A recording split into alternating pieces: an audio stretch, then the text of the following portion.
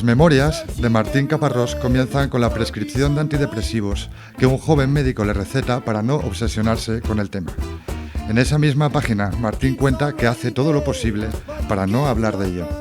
Solo habló de ello unos 16 capítulos en sus memorias y cedió innumerables entrevistas, lo cual indica que ese antidepresivo, que debía servir para no obsesionarse con ello, funcionó demasiado mal o demasiado bien, según se mire. Pero de lo que no nos cabe ninguna duda es que viniendo de Martín Caparrós, eso fue hacer todo lo posible para no hablar de ello. ¿Qué se puede esperar de un hombre que ha hecho de pensar y de escribir, que se parece tanto que viene a ser lo mismo, su manera de ver y vivir la vida? Tenía claro que esta presentación tenía que ser para elogiarte y sin querer me ha venido a la mente un verso de Borges que sabemos que te gusta tanto. ¿Quién nos dirá de quién? En esta casa, sin saberlo, nos hemos despedido.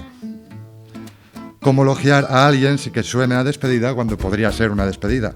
Porque el que tiene una vida, vamos a decir, mejorable, mi caso, y el que tiene una vida, vamos a decir, de éxito, el tuyo, no tiene muchos lugares comunes en los que volver a reencontrarse.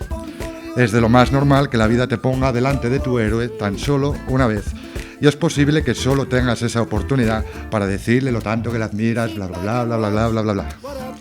Un genio, un hombre que abre caminos que muchos ni siquiera sospechamos, un referente al que todos aspiramos a convertirnos y que lo único que alcanzamos es a preguntarnos cómo demonios lo ha hecho, cómo demonios lo sigue haciendo.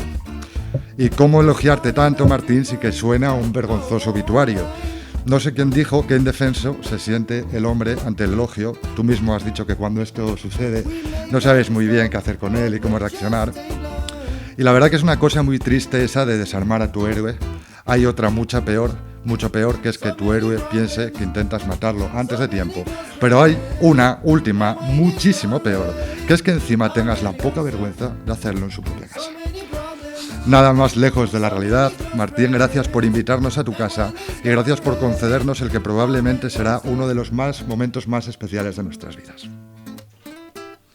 Claro, como queríamos que esto no quedara muy épico. Pero no ha quedado épico. Sí. Casi nada. Sabéis que nosotros normalmente... Bueno, Martín creo que también lo sabe porque estuvimos a punto de concretar esta entrevista para hacerla en Barcelona. Nosotros normalmente grabamos el podcast en la biblioteca Gabriel García Márquez, de Barcelona, pero teníamos muy claro que queríamos entrevistarte y si eso requería venir a Madrid, pues hacerlo. Como no queríamos enseñar las cartas tan pronto, revelar las cartas tan pronto, yo recuerdo que cuando te escribí te dije, no, Martín, tenemos unas cosas que hacer en Madrid y ya que estamos como de paso, si nos recibieras. En realidad no, en realidad nuestra única intención, el único propósito de nuestro viaje a Madrid era estar contigo y poder charlar contigo. Es verdad que tampoco nos sienta mal de vez en cuando escaparnos de nuestra ciudad y hacer un poco el cabra por ahí. Esta entrevista nos gustaría llamarla, en un juego un poco patético, pero creo que se entiende, Antes que todo, un poco referenciando tu libro de memorias, Antes que nada. Nos gustaría hacer una especie de cuenta atrás, desde este momento hasta el día que naciste. Por lo tanto, la primera fecha que te lanzo es la de hoy, 14 de febrero de 2026. A día de hoy, ¿qué le quita el sueño a Martín Caparrós? ¿Qué me quita el sueño? No sé si hay algo muy preciso. Bueno, primero, gracias. Quería aclarar que el problema al que hacía referencia con el antidepresivo que supuestamente tenía que quitarme la obsesión por mi enfermedad y todo esto, el problema es que yo lo tomo, el problema es que no lo toman los demás. Entonces, ahí el médico tendría que haber sido más enérgico y haber sido recetado a mucha más gente. Pero bueno, gracias de todas maneras. Y no sé si hay cosas que me quiten particularmente el sueño. Mientras lo preguntaba, pensaba que lo que sí he dejado de algún modo de tener son sueños en plural, ¿no? O sea, no tengo futuro, digamos, tengo lo que tengo, pero en general las vidas de cada uno están hechas en buena parte de futuro, ¿no? O sea, lo que uno imagina que hará o piensa que podría hacer o lamenta no tener la oportunidad de concretar, etcétera, etcétera. A mí eso ya no me pasa, quiero decir, me dijeron que, esto que me voy a morir más o menos pronto, entonces, y a veces lo extraño, el futuro, quiero decir, me da mucha curiosidad, como supongo en cualquier otro momento, pero uno siempre piensa que este momento es especial por H por B. Otro verso de Borges que suelo citar es ese que suelo citar y siempre cité mal. Hace poco descubrí que lo citaba mal. Yo decía, le tocaron como a todos los hombres tiempos difíciles en que vivir. Y subrayaba mucho, él como a todos los hombres, a todos nos parece que estamos viviendo un tiempo particularmente difícil. Hace muy poco lo busqué, no me acuerdo por qué, y vi que en realidad el poema dice: le tocaron como a todos los hombres tiempos duros en que vivir. A mí me parece que suenan mejor tiempos difíciles, pero bueno, no tengo con quién debatirlo en este momento, el otro ya lo hizo. Y es muy borgiano esto de reeditar un poco lo que alguien dijo de otra manera. Probablemente, sí, yo creo que no se hubiera ofendido de más. Pero creo que esa sílaba además que tiene lo mejora, pero bueno, eso es otro problema. Nada, que en estos tiempos que queremos ver como especialmente difíciles o duros, me da como mucha curiosidad del futuro y bueno, sé que uno en general piensa que lo que va a pasar dentro de 20 o 30 años le pertenece de algún modo, ¿no? Yo sé que no. Y bueno, y es raro, pero trato de que por lo menos el presente no corra la misma suerte, digamos. Hay una segunda fecha, ahora también entrarán mis compañeros Santiago Dacal y Sergio Molina. 5 de junio de 2025, bastante reciente, es cuando sale tu último libro publicado, Sin Dios. Luego, un poco antes, en noviembre, salió Bue, si no me equivoco.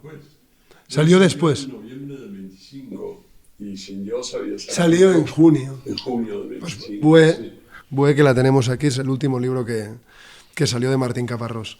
Claro, el futuro a veces también es un libro, es el siguiente libro que tienes que publicar. Sí. Tú no paras de publicar libros, te sigue estimulando la escritura, sigues teniendo muchos planes y proyectos en este sentido. ¿Cómo es, después de tantísimos años, para Martín Caparrós seguir escribiendo y seguir como enfrentándose a la idea de dar forma a un libro nuevo? ¿En qué ha cambiado después de tanto tiempo y por el momento también que vives ahora? No ha cambiado mucho. Quiero decir, quizás lo que tengo ahora es como la tranquilidad de saber que, bueno, que ya finalmente no me estoy jugando gran cosa en este libro, más que con respecto a mí mismo. Quiero decir, me gusta... ¿Eso es liberador? ¿Eso es liberador? Bueno, cuando publicas tus primeros libros necesitas hacerte un espacio, claro. Cada libro es como realmente un momento muy especial porque vayas a saber qué puede pasar después. Yo ahora, no sé, he publicado como casi 50 libros, entonces cada uno me gusta mucho escribirlo y me importa mucho menos publicarlo. Entonces mi problema es cuando, lo sabe bien Marta, mi mujer, mi problema es cuando no estoy con un libro, no estoy escribiendo ningún libro porque me pongo así como, bueno, no, lo que estoy haciendo. Así que tengo que tardar poco entre que termino un libro y empiezo el otro. Más de una semana o dos ya me pongo nervioso. Te da paz. Te da paz estar con tu cabeza en un tema y escribiendo. Sí, más que paz me da interés, quiero decir, claro. Sé en qué estoy pensando, ¿no? Claro. Yo creo que un libro, entre otras cosas, funciona mucho como una manera de poner cierto orden en el caos que es la cabeza de cualquiera, ¿no? Y digo cierto orden porque te pone un eje, quiero decir, yo ahora estaba terminando uno que tiene que ver básicamente con las revoluciones de los últimos 200 años, ¿no? Una especie de disparate ahora. pero eso hace que cuando yo estoy al pedo, como decían en Buenos Aires, estoy así haciendo nada o mirando por la ventana a los pajaritos, las tonterías que me pasan por la cabeza, en general las puedo relacionar con ese eje. Uno piensa muchas cosas todo el tiempo, ¿no? Pero son cosas dispersas que no tienen que ver con algo en particular. Y para mí la gran ventaja de eso, de estar escribiendo un libro, es que todo como de alguna manera se articula alrededor de ese libro. Y si me ocurre algo, de algún modo va a tener que ver con eso que estoy haciendo. En este caso, de los últimos libros que se han publicado, que no digo escritos, porque ahí la cronología no la tengo tanto en mente, en uno hablas de la ciudad como concepto y como un poco eje de la narración, que sería Bue, y en el otro, en Sin Dios, habla sobre el concepto de Dios, al fin y al cabo, que son dos conceptos que yo creo que, en cuanto a la ciudad, tú has dicho en algún momento que es bastante inabarcable, y el otro, pues por motivos obvios también, ¿no? ¿Por qué te interesaba hablar en concreto de estos dos temas? No lo había pensado así, pero quizás debería decirte que porque soy un fiel y entusiasta seguidor de San Agustín, ¿cómo se llama? De San Agustín de Hipona, que hablaba tanto de la ciudad de Dios, pero aquí se mezclan las dos cosas, pero no tiene nada que ver, ni siquiera me sabía el nombre de Dios. No, yo qué sé, debe ser.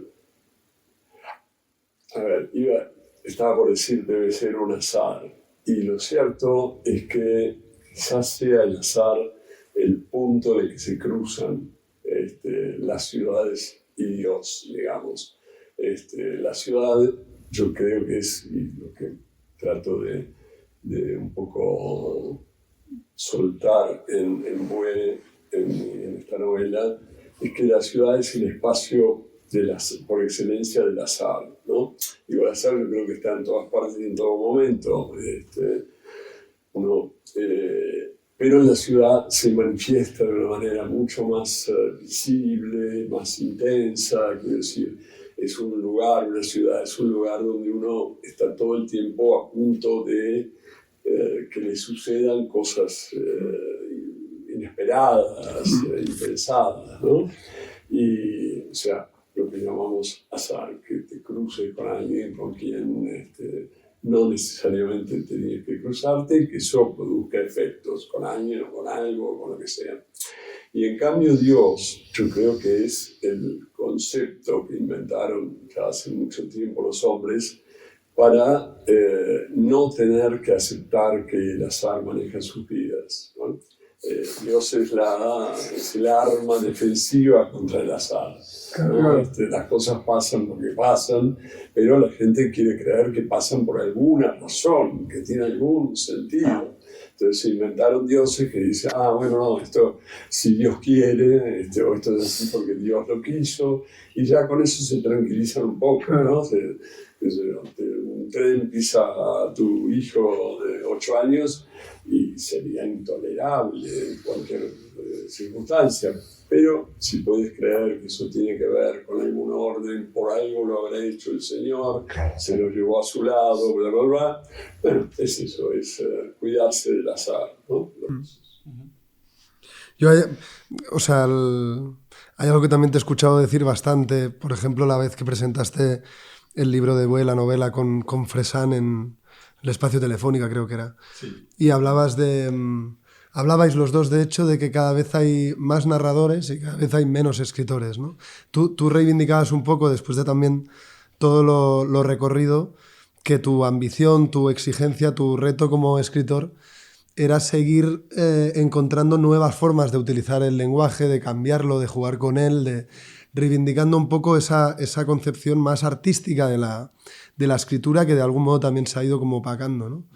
¿Esto es algo nuevo que te viene de estos años? ¿Siempre tuviste la sensación que escribir era algo más que narrar? Sí, no, absolutamente. Siempre fue así. Y de hecho es curioso porque en los años 80, cuando yo empecé a publicar, y creo que Rodrigo Fresán empezó a publicar también por ahí, a fines de los 80 o bueno, 90, 91, estábamos en dos grupos como enemigos. Había dos grupos de jóvenes escritores en Buenos Aires y el nuestro estaba como nucleado alrededor de una revista que yo dirigía junto con otro amigo y que se llamaba Babel, entonces nos llamaban los Babélicos o lo que fuera, y el otro grupo estaba nucleado alrededor de una colección que publicaba Planeta, que se llamaba Libros del Sur, una cosa por el estilo, que la dirigía Juan Ford, que es un escritor que murió hace poco, y Rodrigo formaba parte del Planeta, del grupo de los planetarios, digamos. Y supuestamente la pugna que teníamos entre ellos y nosotros es que ellos hablaban mucho más de contar historias, que para ellos la literatura era contar historias y para nosotros supuestamente la literatura no, era encontrar formas y trabajar ese aspecto del asunto. O sea que, bueno, hace 40 años él estaba del lado del que ahora no está y el que ha hecho grandes novelas, ¿no? Que es también buscar formas que valgan la pena. Y es cierto, ahora mucho de lo que se publica es eso, bueno, te lo cuento, bueno, pero me lo cuentes siendo con un amigo y que me cuentes lo que me interesa, me importa, por lo menos, ¿viste? Es raro como hemos abandonado esa supuesta pretensión de que la literatura es un arte y que tiene que ser pensada como un arte. Digo, nadie, si alguien te quiere pintar una casa, pero lo que quiere es que tú sepas que es una casa, bueno, hace cuatro rayas, una ventanita, una chimenea, ya sabe que es una casa. Pero se supone que una pintura es otra cosa, ¿no? Y en cambio en narrativa, por no decir en literatura, hemos aceptado que no, que te cuento una historia y con eso alcanza. Es raro. Que es retar un poco al lector también, ¿no? De también un lector que igual está acostumbrado a digerir como formas de contar o historias de forma muy sencilla. Claro, esto es retarle y desafiarle también, ¿no?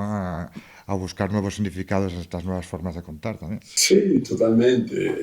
Ahí el tema de los lectores, bueno, influye mucho a quienes quieren que les influya. Quiero decir, se supone que si lo que quieres es vender más libros o que te paguen más dinero o lo que sea, bueno, intentarás hacer el mejor negocio posible escribiendo para que muchos te compren.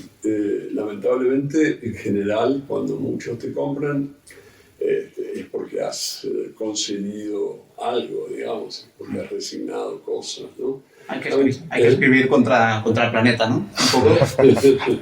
Sí. No, yo creo que hay que escribir sobre todo contra uno mismo, quiero decir, en el sentido de no regodearse en lo que uno ya sabe que puede hacer, sino plantearse desafíos, buscar otras cosas, otras maneras. Después, quien lo lea, bueno, es su problema. No es el mío, ¿sabes? Eso es que tocando y acabando ya con este bloque, pero que este tema me interesa particularmente porque creo que la tónica hoy no es la de priorizar la forma por encima de la narración, ¿no? Yo recuerdo, por ejemplo, mucho en nuestros tiempos, los tres nos conocimos estudiando periodismo, y nuestros tiempos en la facultad o incluso cuando empezamos en el oficio, una corrección muy típica que te podía hacer un profesor, una profesora o tu superior o un editor era deja de intentar que parezca tan bonito, ¿no? Vete a la... Sí, intenta contar las cosas cuanto más aséptico, cuanto más ¿no? aséptico y con menos palabras, pues mejor, ¿no? Sí. No te pedían que escupieras sobre el papel porque estabas escribiendo sobre el ordenador. Pero sí que lo que entiendo que podía pasar, igual por ahí también, no defendiéndolos porque estoy muy de acuerdo con lo que dices, pero a veces se te puede escapar un poco más de las manos cuando eres más joven, no tienes un dominio tan... O tienes menos bagaje también como lector y demás, y una metáfora se te puede ir un poco de las manos, subir demasiado un tono, abusar demasiado de una subordinada, ¿no? Pero claro, este tipo de cosas sí que tienen que ver más con con eso, ¿no? Al final empezamos a escribir porque queremos gustar escribiendo. Y eso tiene que ver con la forma, ¿no? Sí, no, hay cierta lógica en lo que decías, que te decían estos seres superiores, que es cierto que hacerlo mejor no quiere decir necesariamente saturarlo de floritura, ni muchísimo menos, ¿no?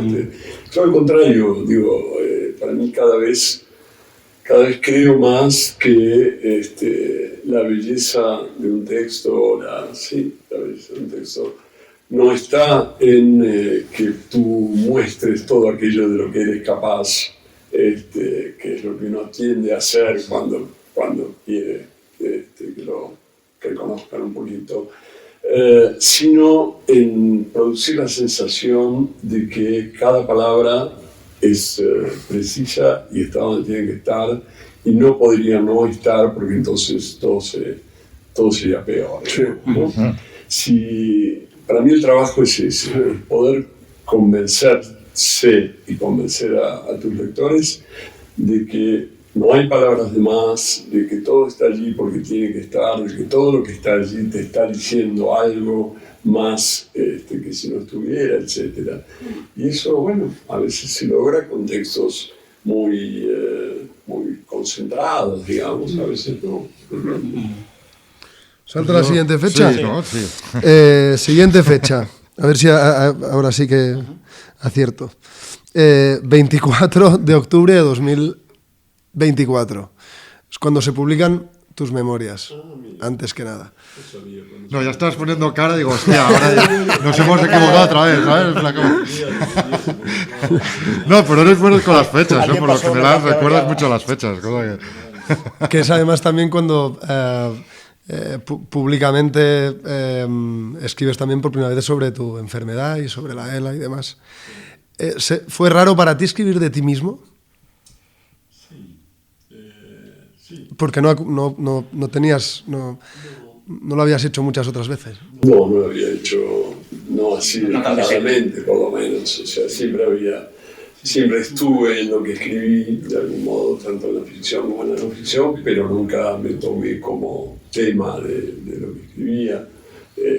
Al contrario de lo que hacen ahora muchos así llamados cronistas que se paran delante del objetivo. Y también todo el tiempo me pasa que leo textos de gente que me da ganas de decirle, pero córrete al lado, a un lado, que no me deja ver. No te da pudor, ¿no? No te da pudor de mostrarte tanto. No le da ni pudor ni ninguna otra cosa, y a mí me aburre. Es decir, yo que me vayas a contar algo, salte del campo de la visión. Digo, lo que me interesa en todo caso es tu mirada, no que tú me digas que estás mirando y cómo miras y qué ojos tienes. Mi amigo Juan Milloro dice que esto es, él lo llama la crónica selfie, porque está en la selfie, el que hace la selfie siempre está primero ahí con la carota ahí delante. La crónica selfie. Primero está la carota de y después lo que supuestamente está mostrando, ¿no? Pero bueno, nada, esto iba a escribir sobre mí. Sí, fue muy raro y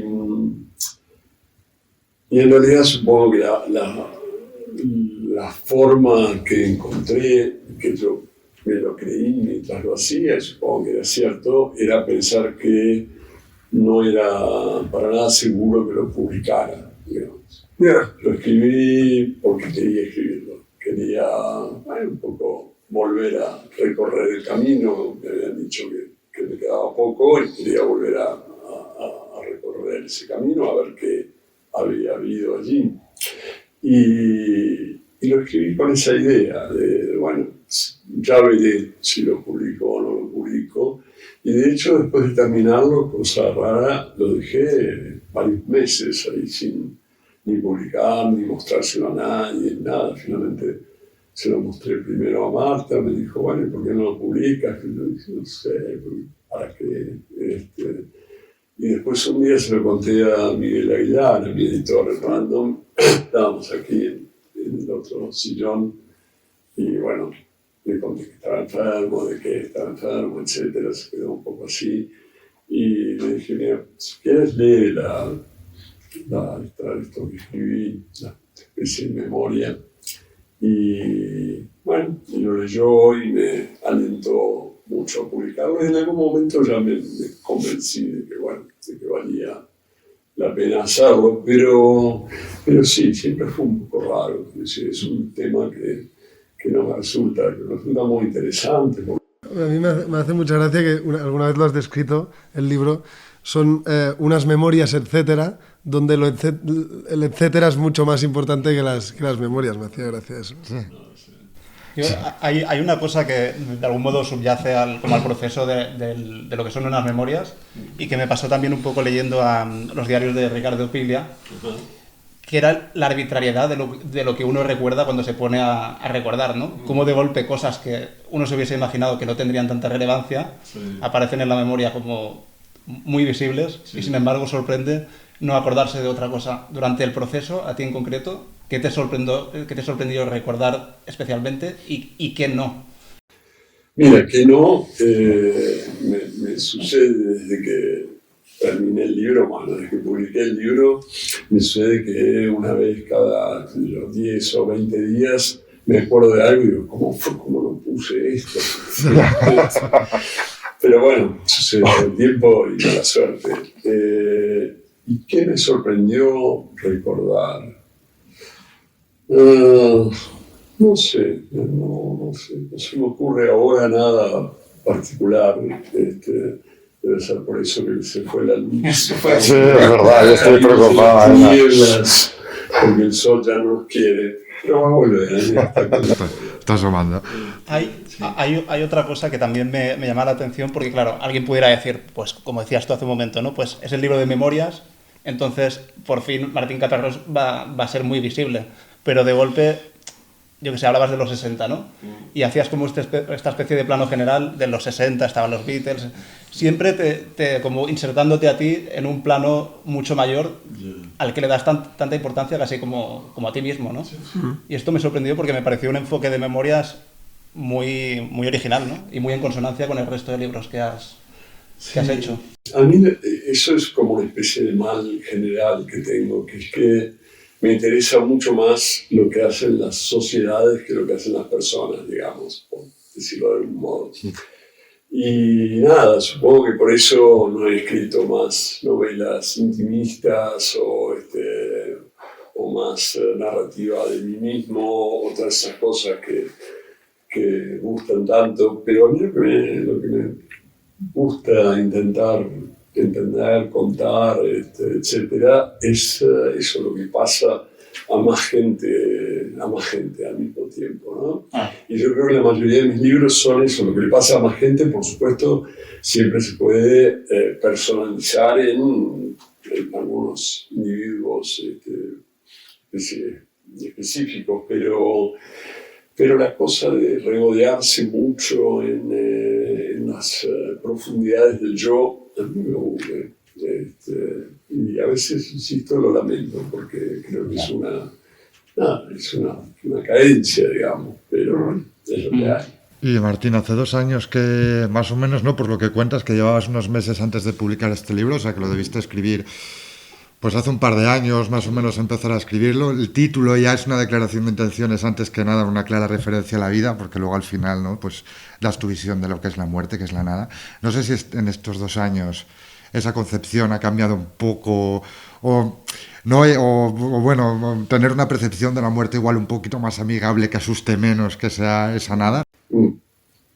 Uy, hay muchas cosas ahí para contestar. Primero que la fecha no está más cerca porque no se sabe. Bueno, Quizás hace 2 años pensaba que ahora ya iba a estar muerto y sin embargo no lo estoy. Entonces, que está más cerca ahora que hace 2 años cuando pensaba que iba a durar 2 años. Puede que no. Por otro lado, no me parece que tenga una concepción poco amigable. Justamente a partir de un momento en que me pareció más amigable que otras que podían parecerlo más, fue que escribí Sin Dios. Sin Dios empieza con una idea que se me cruzó un día, que es que yo decía, porque siempre está la idea de que los dioses, además de para darle un orden al mundo, están ahí para que no tengas tanto miedo de morirte, porque supuestamente vas a ir a algún lugar donde están y tal. Entonces yo decía, bueno, qué lástima que yo no puedo creer eso y que no puedo engañarme en esto. Pero un día dije, pero cuando debe ser horrible que te mueras, que encima del mal humor que te debe dar estar muriéndote, tengas el miedo horrible de pensar que en cuanto termines con ese trámite totalmente molesto, tengas que ir a ponerte delante de un señor que te diga, porque tú el día tal estabas haciendo no sé qué, y eso es pecado, te vas a ir al infierno, bla, bla, bla. Uno que sabe todo, además, viste que no hay manera de engañarlo, y que le gusta mucho mandarte a llamas o hielos eternos, debe ser espantoso. Entonces dije, bueno, qué suerte que yo no puedo decir, me moriré, ya. Así que no me parece menos amigable, la otra es muy poco amigable. Está bueno. Y otra, una cosa sin ánimo de ninguna enfrentamiento. Pero, no, sabes que yo escribí hace mucho, 20, 30 años en algún lugar, no me acuerdo dónde, que el periodismo es esa disciplina extraña que te permite preguntarle a alguien que no conoces cosas que no le preguntarías a tu mejor amigo, sí. Por ejemplo, qué piensas de la muerte, etcétera, etcétera. Lo vengo con todo. Se verifica la dos años verificando esa frase, pero... Venga, va, salto de fecha. 16 de noviembre del 2017. Te nombran ciudadano ilustre de Buenos Aires. Argentina, te han preguntado mucho por Argentina y un poco lo que hablábamos antes. Sí. Es probable que eso también sea porque Argentina ha sido una especie de... Bueno, ahora esto tiene que acabar siendo una pregunta para que tú la respondas, pero ¿por qué siempre Argentina? ¿Por qué siempre vuelve la Argentina a tu vida, a tus textos? Claro, porque al final acabas viajando por todo el mundo, pero siempre acabas volviendo... No sé, tienes el libro de Sarmiento, Echeverría... Martín Fierro, siempre acaba volviendo un poco el carrusel, ¿no? Fue el último, claro. No, soy argentino, claro. Mal que me pensé. Yo pensé en un momento dejar de ser argentino. Porque cuando tenía 18 años y tuve que ir a la Argentina y caí por casualidad en Francia, en París. Y me estaba bien ahí, que iba a la facultad, tenía amigos y me alejé mucho de la Argentina, que en ese momento, finales de los 70, era básicamente el lugar donde estaban matando a mis amigos y donde todo era horrible, ¿no? Entonces yo quería tener nada que ver con ese lugar, quería alejarme todo lo posible. Y de hecho lo hice durante algún tiempo, 3, 4 años. Hablaba muy poco castellano, que nada, vivía en francés y pensé, bueno, en una de esas hago esto. Y un día, sin haberlo imaginado antes, me sucedió que empecé a escribir una especie de relato de una fecha, una vez más, de un momento especial en la historia de la Argentina y en la mía, que era el 25 de mayo de 1973, cuando se terminó una dictadura que había durado desde el 66 y que era donde yo había vivido mi adolescencia, digamos, mi fin de mi niñez, etc. Empecé a escribir sobre eso en una máquina que tenía, donde, bueno, me gustaba teclear, porque había aprendido a teclear con todos los dedos y salían unas en el papel, por supuesto, una máquina de escribir, no una computadora, pero un ordenador, pero en el papel se le podían poner tipografía bonitas, que yo trabajaba con eso, pero bueno, un día, sin darme cuenta, empecé a escribir como un relato y leyéndolo después dije, pero aquí yo podría escribir una novela a partir de esto relacionada con toda esta época, toda esta historia. Y se me ocurrió eso por primera vez que podía llegar a escribir una novela. Yo nunca me había pensado como narrador, digamos. Escribía poesía, había trabajado ya en periodismo y demás, pero no me había pensado como narrador, no había escrito ningún cuento, nunca escribía cuentos ni nada. Y cuando se me ocurrió que quería escribir esa novela, bueno, la novela era muy argentina, la empecé a escribir y el idioma era muy argentino. Y dije, bueno, yo si alguna vez soy escritor, me parece que voy a ser un escritor argentino. Y me resigné, quiero decir, no había otra manera, ¿no? De hecho, escribí un poco en francés, empecé como a escribir en francés, tenía 2 amigas que quiero mucho, con las que estudiábamos y eso, en la facultad, y ellas me decían, yo les mostraba a veces lo que escribía, y ellas me decían, ça c'est pas du bon français, ça, no es un buen francés. Digo, ¿cómo coño? Yo estoy jugando en el idioma, ¿no? Miraba mal. Si yo quiero escribir en el idioma donde nadie me pueda decir, esto no es buen castellano. Buen castellano, lo bueno, es decir, lo escribo lo que quiero. Bueno, la cosa es que eso, que tuve que aceptar que como escritor era argentino. Y bueno, y eso es lo que seguí siendo a lo largo de toda mi vida. También viví bastante en Argentina, que sí, tampoco es que no nunca ni nada. Viví, creo que 2/3 de mi vida lo debo haber pasado aquí. Y de hecho en un momento dado, porque bueno, aparte de argentino, se te asocia mucho particularmente a Buenos Aires, pero claro, como parte de un momento que decides hacer un viaje por el interior. Sí. Yo tengo interés como, ¿qué descubres de Argentina en aquel viaje que no hubieses esperado descubrir? Mira, es que hay un problema en tu pregunta, que tú dices que yo soy argentino, pero en realidad soy de Buenos Aires. Yo no conozco a otros argentinos. Ser argentino es ser de Buenos Aires para mí. Sí, yo sé que hay otros, pero no sé por qué, o sea, no entiendo bien para qué los pusieron. Y tanto me sorprendió eso, que en un momento me interesó ir a ver cómo era. Es decir, es muy rara esa situación.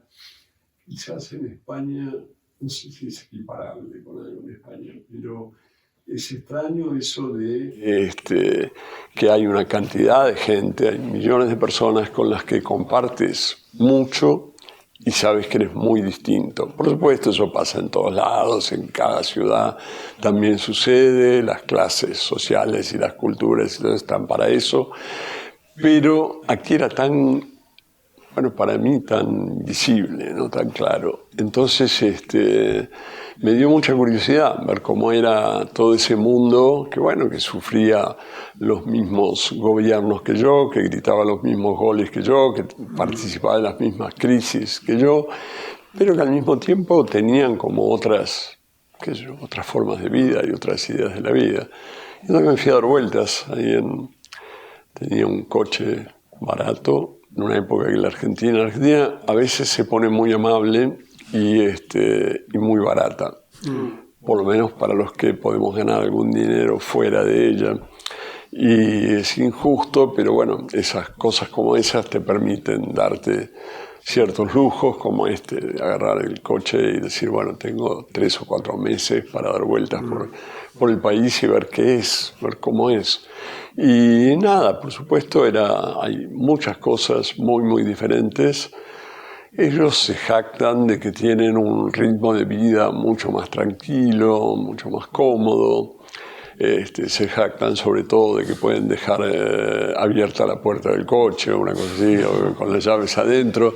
Yo me acuerdo que al cabo de la 24ª persona que me dijo, no, pero nosotros vivimos mejor porque podemos dejar el coche con las llaves puestas.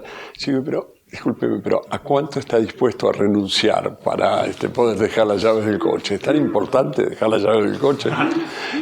Pero bueno, ellos supongo creían que sí, yo creía que no. Pero además, nada, es un país, como todos, es un país absolutamente fascinante, lleno de diferencias, lleno de personas interesantes. Yo la pasé muy bien dando vueltas por ahí. Y me gustó escribir ese libro, es de los libros que más me gusta haber escrito, porque cuando se me ocurrió la idea, yo quería conocer todo eso, pero no quería escribir como venía escribiendo en los últimos, no sé, en los 15 años anteriores. Me parecía que ya lo había hecho, la crónica que hacía antes. Y nada, y busqué formas de cambiarlo.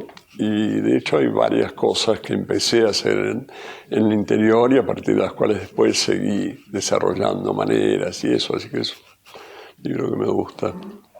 No suele suceder. Sí, no, yo quería... No sé si grabé bien el audio al principio, pero bueno, estoy ahora un poco preocupado con esto. No te pero preocupes. bueno, ya lo miraré.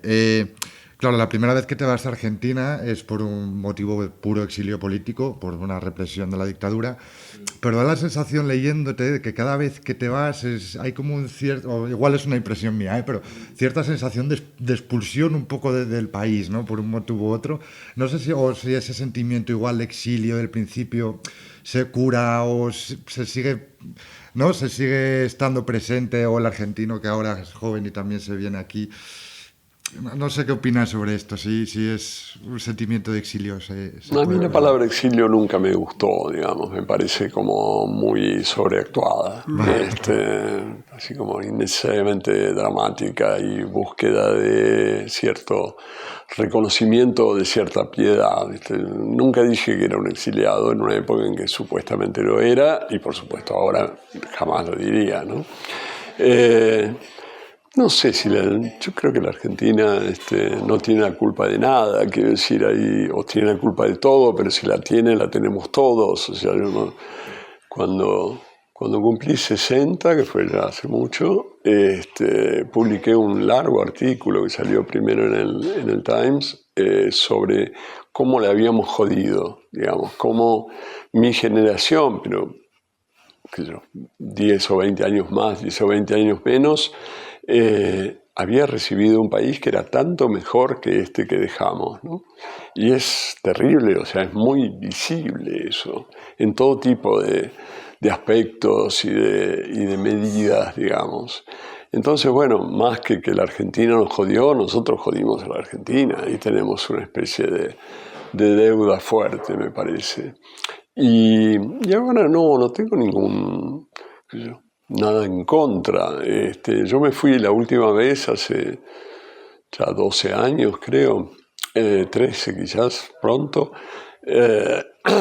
Me fui porque estaba aburrido, pero estaba aburrido porque llevaba 10 años viviendo bajo un gobierno con el que no estaba de acuerdo y discutiéndolo todo el tiempo y no pudiendo dejar de discutirlo. Una porque me jodía y otra porque tenía cierta circulación pública que hacía que me preguntaran, que yo no podía no hablar de eso. Pero al mismo tiempo me parecía muy empobrecedor estar hablando todo el tiempo de eso y ya a esa altura repitiendo lo mismo una y otra vez. ¿No? O sea, me estaba perdiendo el tiempo, esa fue mi sensación, ¿no? Me parecía que en el mundo había muchas más cosas de las que quería ocuparme que esas, y pese a que había estado viajando bastante y todo eso, siempre volvía a esta misma historia, ¿no? Y nada, me fui, de hecho, pude terminar de hacer El hambre, que es bastante global, y después hice otros libros de ese estilo, pero en la Argentina, de hecho, cuando tú decías recién, Marcelo, de esta fecha, yo no la sabía, el 16 de noviembre del 17. Me hubiera gustado que fuera el 17 de noviembre, pero bueno, es una larga historia.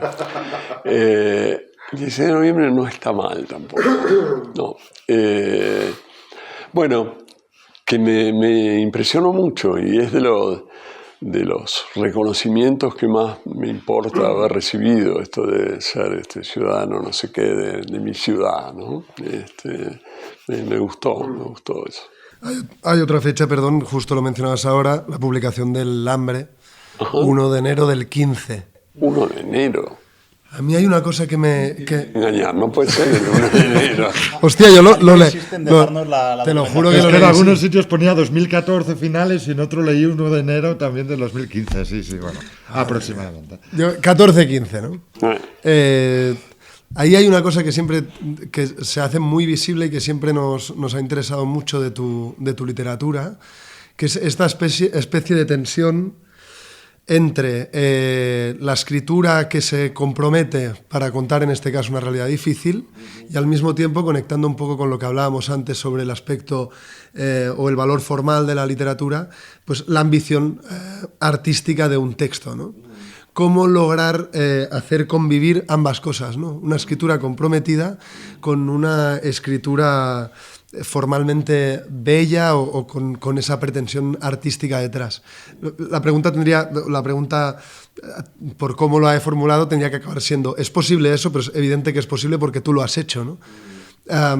Pero lo vives como tal, es decir, por ejemplo, con la publicación del Hambre, ¿tenías miedo de que, tratándose de un tema sensible, de realidades tan duras, alguien desde fuera pudiera pensar que darle una forma artística a aquello era caer en una cierta frivolidad? Mira. No se me había ocurrido.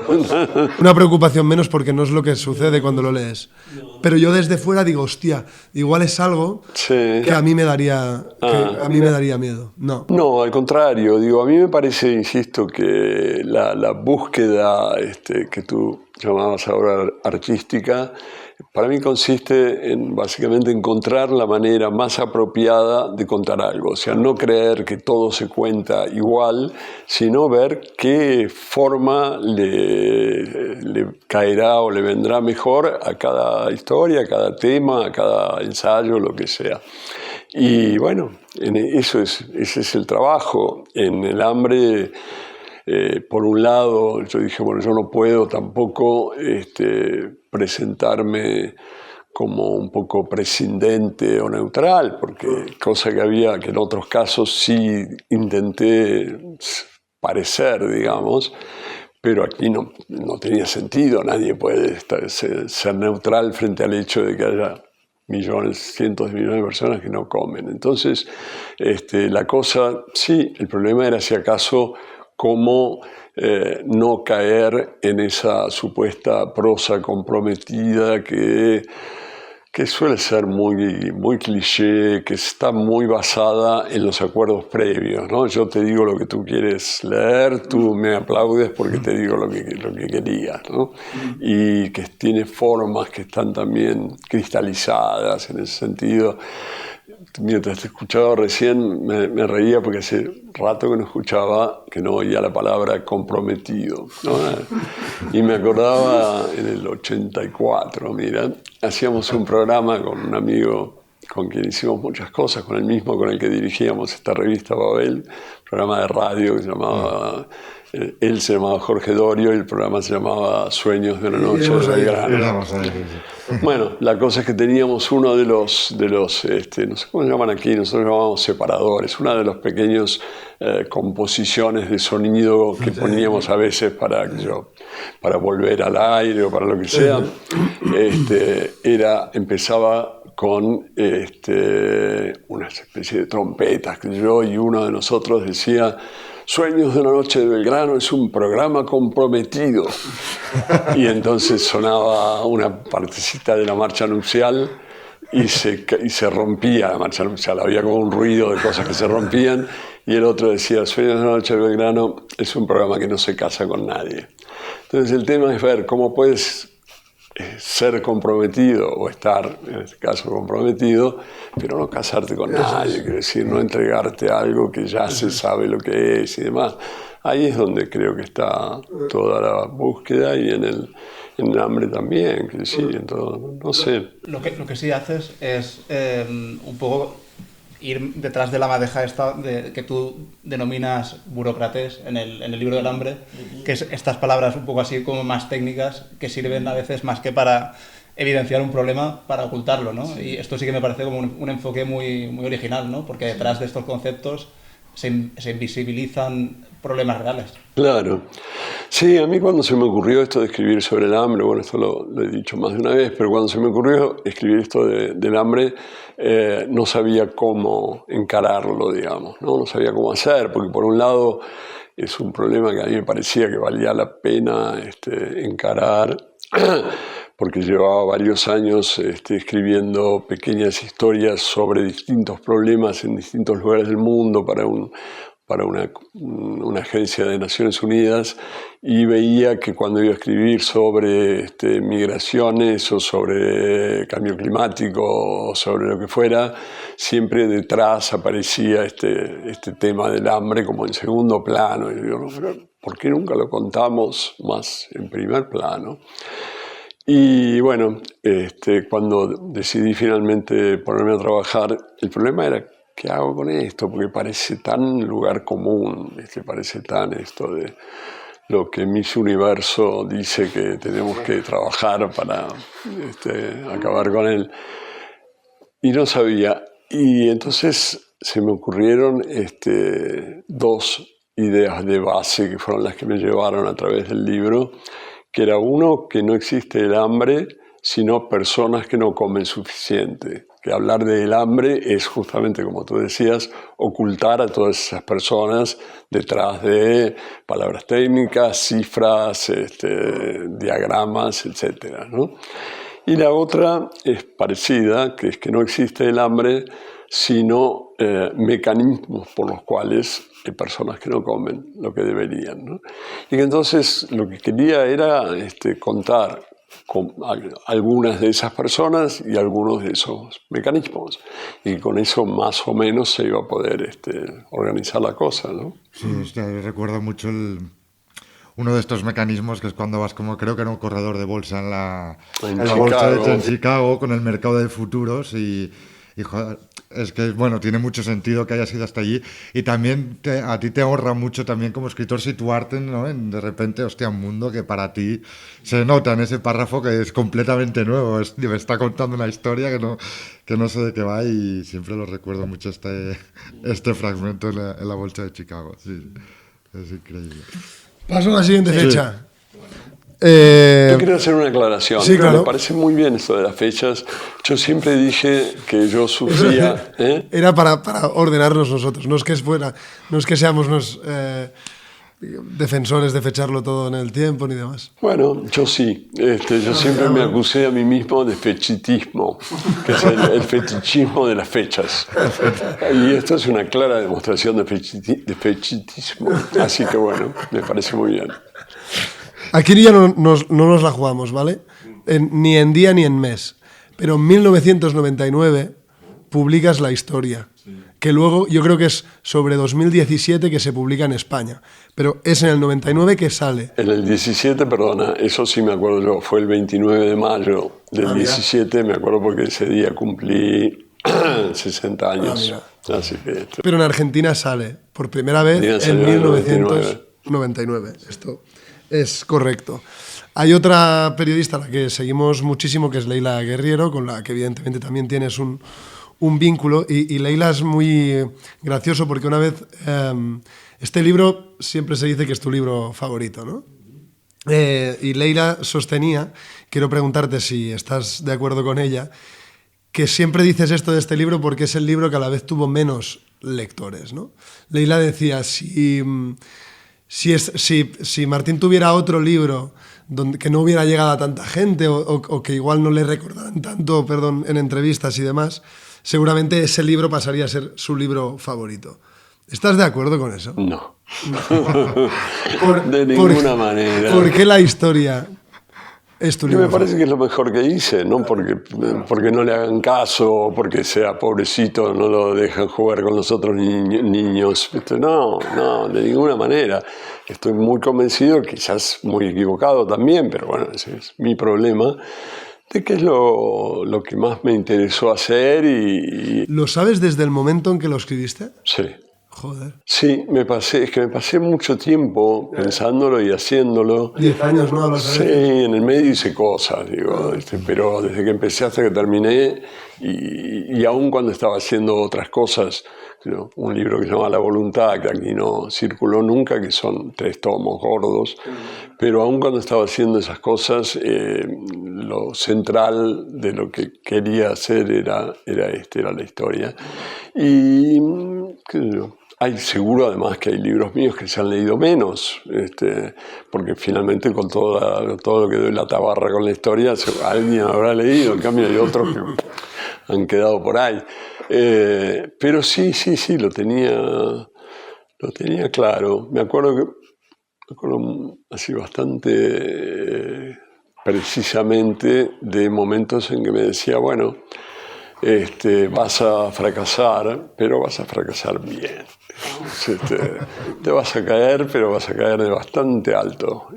Me decía a mí mismo mientras lo estaba haciendo, ¿no? Y sí, me sigue importando más que los otros porque me parece que hay más, qué sé yo, que hay más literatura que en cualquier otro que yo haya escrito, pero bueno. Y Martín, sí, no sé si te ocurre también que cada vez que escribes un libro sin querer haces cierta comparación con ese libro, no sé si es como para ti un referente que quieres superar, no sé si te ocurre o no, ¿eh?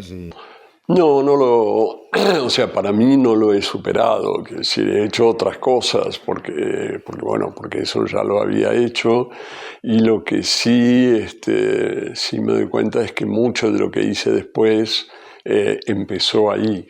Digamos, muchos de los libros y de las formas que encontré después están basadas en cosas que empezaron en la historia, ¿no? Esto igual es un nexo que yo hago un poco artificial, pero sí que le veo algún punto conector con el mundo de entonces, en el sentido de que el mundo de entonces al final habla de un momento concreto, de una civilización, y en la historia al fin y al cabo estás inventando una civilización, ¿no? Sí. O sea, la premisa, ¿no? O la ambición de la premisa. Sí, totalmente. Yo también lo creo. No, y si uno se pone a buscar, yo creo que en muchos de mis libros posteriores hay signos claros, digamos, de lo que empecé a hacer en la historia. Fue un libro que me costó más trabajo que en general encontrar, digamos. Yo tenía como una idea, una de las premisas era que quería que estuviera escrito en un castellano que cualquier hispanoparlante sintiera como ajeno. O sea, que no fuera propio ni un argentino, ni un mexicano, ni un español, ni nadie. Y no era fácil, no fue fácil. Tardé bastante en encontrar una prosa que me parece que más o menos produce ese efecto. Y cuando la encontré ya había escrito una buena parte del libro, no sé, un tercio, la mitad. O sea, tuve que reescribir una parte larga. Pero bueno, me parecía que valía la pena y la pasaba bomba, porque como está esta cosa de las notas en las cuales aparece todo tipo de materiales de esa civilización, decía, bueno, un día tenía que escribir un soneto a la Quevedo, y otro día tenía que hacer una crónica de viaje rara, y otro día tenía que hacer un poema erótico, era como todo iba cambiando todo el tiempo, tenía que encontrar formas todo el tiempo. Me la pasé muy bien. Como eras el dios de esa civilización que acabas de crear, te lo podías permitir. Cualquier lo que quisiera. Sí. A mí, a ver también cómo lo vivías o lo sentías tú desde dentro, pero a veces admiro. Es muy complejo inventarse una civilización. Del mismo modo que también es muy complejo intentar escribir un libro sobre el hambre. A veces hablamos, ¿no?, de estos temas enormes, la voluntad, el hambre, la historia. Tengo la sensación de que hay algo de valentía ahí, que no sé si consciente o no consciente, ¿no? Yo, por ejemplo, cuando escribo a veces tengo la sensación de que cuanto más pequeña sea la historia que pretenda contar, como que menos opciones de no fallar el tiro, ¿no? Pero en cambio me gusta mucho tu ejemplo porque vas un poco al revés, ¿no? Lo has dicho, te interesan más las sociedades que las personas. Igual no tienes tanto miedo a abordar esa complejidad, ese todo, no lo sé. Por ejemplo, cuando estabas escribiendo la historia, ¿tenías el miedo de que estuvieras escribiendo algo tan grande que se te fuera de las manos? Sí, digamos, no tenía el miedo, me daba cuenta de que esto, por momentos decía, bueno, tengo que ponerle algún límite, ¿no? Y me acuerdo de haber hablado de esto, por ejemplo, con Alan Pauls, que es un escritor argentino que, bueno, somos muy viejos amigos, pero además me parece un gran escritor. Y en esa época él trabajaba en mi casa. En su casa no tenía un espacio para trabajar tranquilo y en mi casa había un cuarto. Entonces, parte de la época que yo estuve escribiendo la historia, él estaba ahí en el cuarto de al lado. Y me acuerdo de un día de estar hablando, o sea, viene ahora a la memoria, me había medio olvidado de eso. ¿Ves? Una de estas que por qué coño no lo puse, ya tengo la de hoy.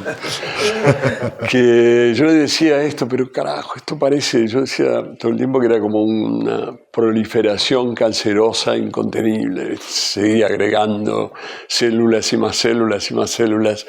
Y decía, tengo que poder parar esto, no puede ser. Y Alan me dice, no, lo definitorio de este libro es justamente esa proliferación, es que no estás haciendo nada para pararlo, es que te estás dejando llevar a donde sea que esto te lleve. Y bueno, me pareció que estaba bien lo que decía y dije, oh, mala suerte, hago lo que sea. Salto de fecha, va. Estos van como juntas, ¿vale? En enero del 91, ahí espero sí que no habernos equivocado, nace Juan, tu hijo. Hombre, está 11 de enero del 91.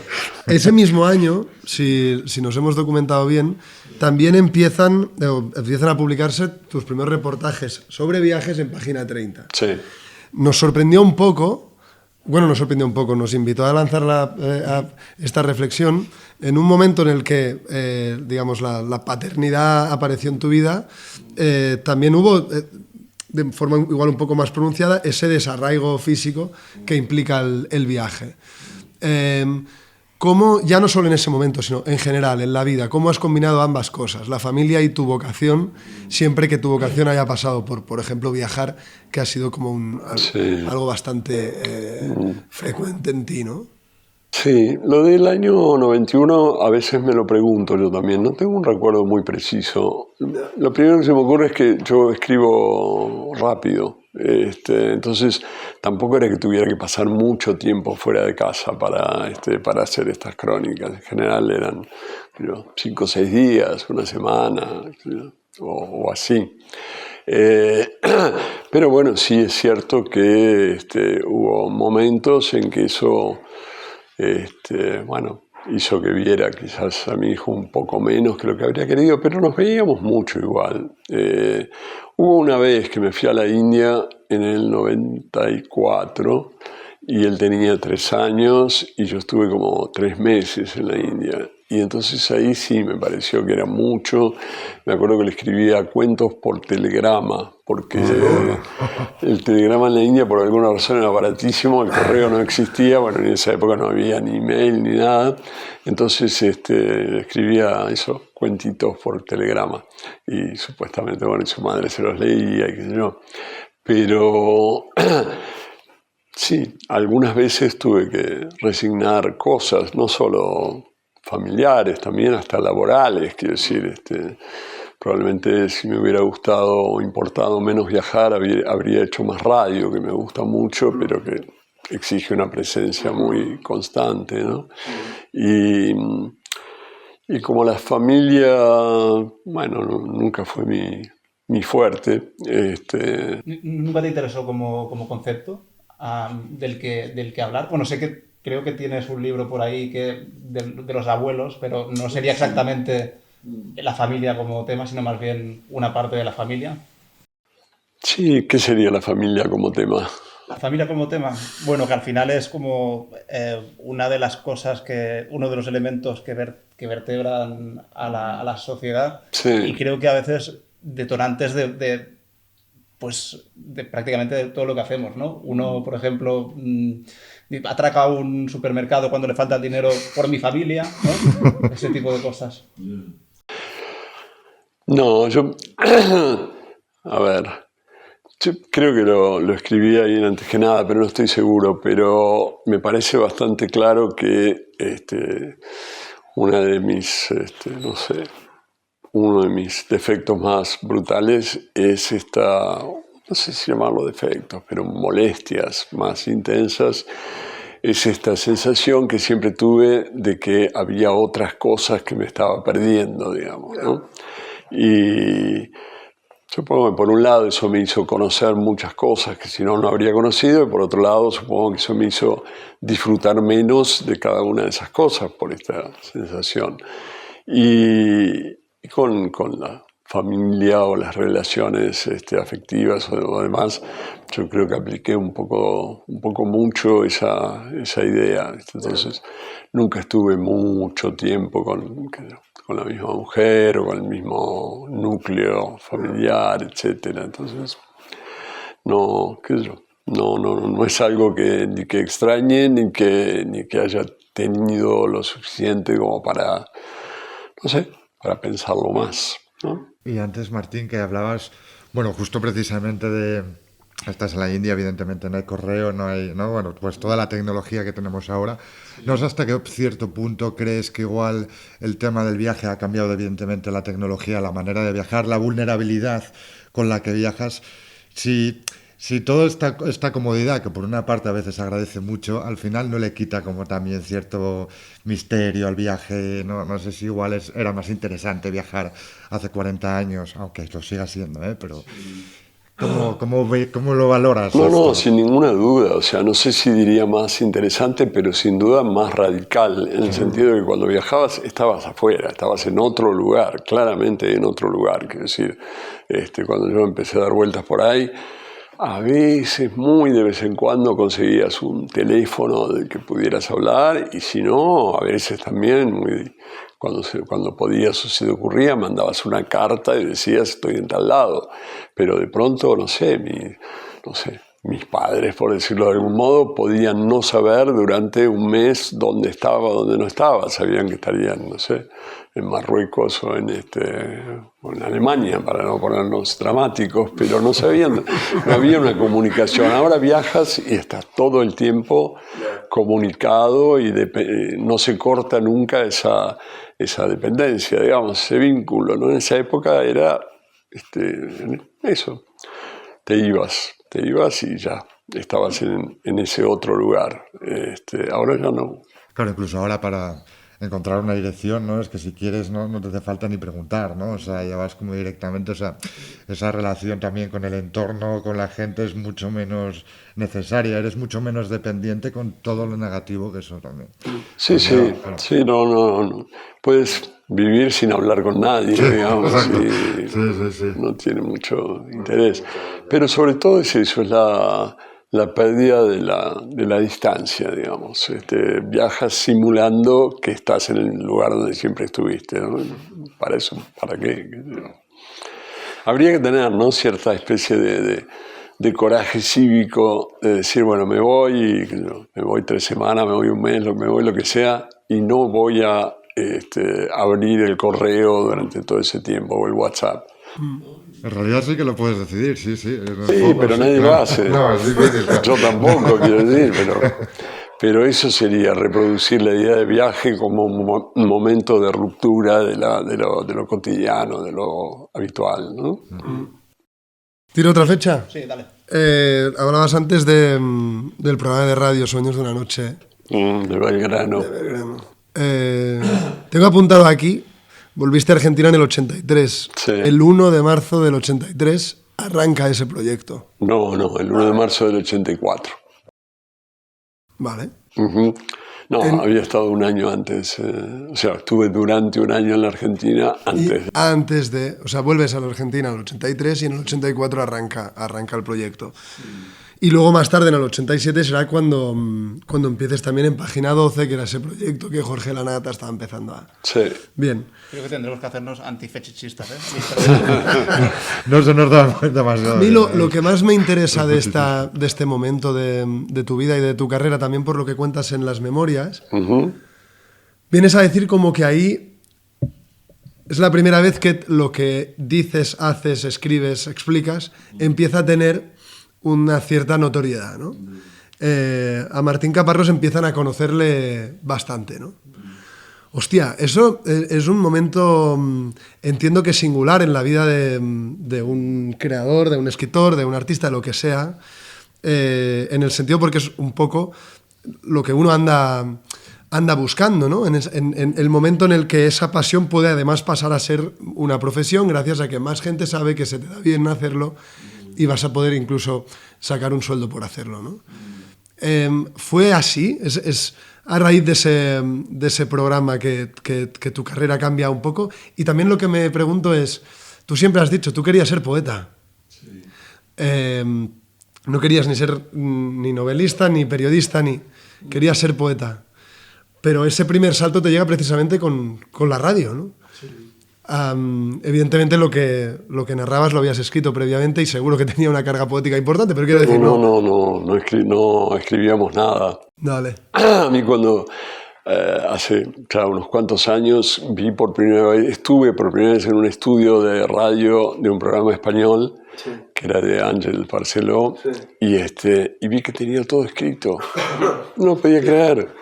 Digo, ¿pero a qué hora vienes tú para escribir todo esto? Nosotros llegábamos en el momento en que estaba dando el reloj, la hora a la que empezaba el programa. Y ahí, bueno, hablábamos. Cada programa eran programas que salían de 0 a 2 de la mañana. O sea, de 12 a 2 de la mañana, en una época en que en ese horario no había televisión, la televisión terminaba a medianoche, no había, por supuesto, nada digital, etc. Entonces la radio se escuchaba bastante en ese horario. Bueno, la gente que estaba despierta y que quería... Y el programa eran 2 horas, eran todos los días, de lunes a viernes, y cada programa era sobre un tema, era como un monográfico sobre un tema. Entonces lo que preparábamos eran 10 o 15 canciones que tuvieran que ver con el tema para ir poniéndolas de tanto en tanto, para ir como conduciendo el programa. Y el resto del tiempo hablábamos, quiero decir, hablábamos de cosas relacionadas con eso, capaz que cosas que habíamos leído o lo que fuera, pero bueno, no había nada escrito, por supuesto que no. A mí me impresiona mucho cuando veo que acá leen cosas que han escrito. Imagínate cuando lo traen escrito y está mal, ¿sabes? Que es un poco lo que nos ha pasado. Aunque estuviera bien me impresionaría, porque... La radio para nosotros era ir ahí, y sigue siendo, era ir ahí, bueno, y empezar a hablar de cosas. Pero en cambio... A veces con un invitado, a veces no. Pero en cambio te funciona muy bien ese programa. ¿Eso algo cambia tu vida o...? Sí, a ver, funcionó bien por dos detalles, digamos. Uno es que, para volver a las fechas, el 2 de abril de 1984... que ya estábamos haciendo el programa, se cumplían 2 años de la invasión argentina, del desembarco argentino en las Malvinas. Hicimos un programa sobre eso donde insistimos bastante en que era difícil celebrar ese momento cuando el primer soldado argentino que había muerto en el desembarco y que era un poco como el héroe oficial de todo eso, era un teniente de la Marina que, si no hubiera estado muerto, en ese momento estaría enfrentando graves acusaciones por torturas, por asesinatos y demás, que es muy difícil tener un héroe que fuera un asesino. Y empezaron a llamar gente para decirnos, no puede ser que ustedes, no sé, hablen así del teniente Yaquino, bla, bla, bla, bla, bla, bla. Y al cabo, después del noticiero de la 1, cuando estábamos por retomar el programa, entraron 7 u 8 muchachos con unas chaquetas de cuero y las manos adentro de la chaqueta y así como en portación de armas, y dijeron que nos iban a matar a los dos porque no se podía, no toleraban que se dijeran esas cosas sobre un héroe de la patria, bla, bla, bla. Y fue curioso porque conseguimos que el jefe se sentara con nosotros en la mesa y empezamos a preguntarle cosas, a hablar. El programa no se había cortado, entonces estaba saliendo al aire. El tipo cada tanto nos decía que nos iba a matar, y nosotros seguíamos hablando. Sí, fue muy raro. Yo decía que era... Se autoinvitaron y ahí se quedaron. Claro, ahí se quedaron. Y nosotros hablábamos, yo decía que era el mejor estilo Sherezade, porque hablaba para que no la mataran, mientras pudiéramos seguir charlando. Y entiendo que él no era consciente, o era consciente y le daba igual, porque mira, soy la autoridad, incluso me da igual que esto salga en el aire, ¿sabes? No, él quería que saliéramos al aire. Él estaba, porque estaba haciendo sus proclamas. Él le dijo al operador que no cortara, que si cortaba lo iban a cagar a tiros. No, él quería que eso saliera. Bueno, estuvimos 25 minutos así, hasta que finalmente llegó una patrulla policial, la primera y única vez en mi vida que me dio mucho placer ver a policías con las pistolas en la mano, y nos llevaron presos a todos. A ellos, siempre digo, los soltaron antes que a nosotros, porque parece que nosotros teníamos la culpa de algo. Y bueno, y eso hizo que el programa se conociera. Y 2 meses después, o así, el director de la radio nos dijo que iba a tener que levantar el programa, que íbamos a tener que dejar de hacerlo porque no teníamos suficientes avisos. Teníamos mucha audiencia, pero no teníamos anuncios. Y yo dije que no me habían contratado para hacer anuncios, me habían contratado para hacer un programa, que si querían vendieran. Bueno, la cosa es que dijimos eso al aire un día que estábamos festejando el programa 100 y habíamos invitado a que quienes quisieran vinieran. El estudio no tenía silla ni nada, pero era grande. Y, bueno, relativamente grande, como este lugar. Y siempre venían 3 o 4 personas, se sentaban en algún lado, nos traían una botella de ginebra, se quedaban ahí durante el programa. No hablaban, pero estaban ahí. Pero ese día dijimos, no, traigan cosas y hagamos una fiesta, porque son 100 programas. Y vinieron, y fue raro, porque había mucha gente, no sé, pero muchas docenas de personas. Y durante toda la primera hora estuvimos charlando con ellos y hablaban y que el programa esto y que no sé qué, y que por qué no hacíamos tal cosa y que cuándo haríamos tal otra y que bla, bla, bla, y tururú. Y cuando empezó la segunda hora, Jorge y yo dijimos, bueno, todo esto les agradecemos mucho, está muy bien, pero el programa no va a seguir porque no tenemos publicidad, entonces se armó una asamblea, y extraña asamblea también radiodifundida, en la que ahí mismo se formó una cooperativa de oyentes para juntar plata para pagar el programa. Era una radio pública, o sea, nos supone que no se podían hacer esas cosas, pero bueno, lo hicieron.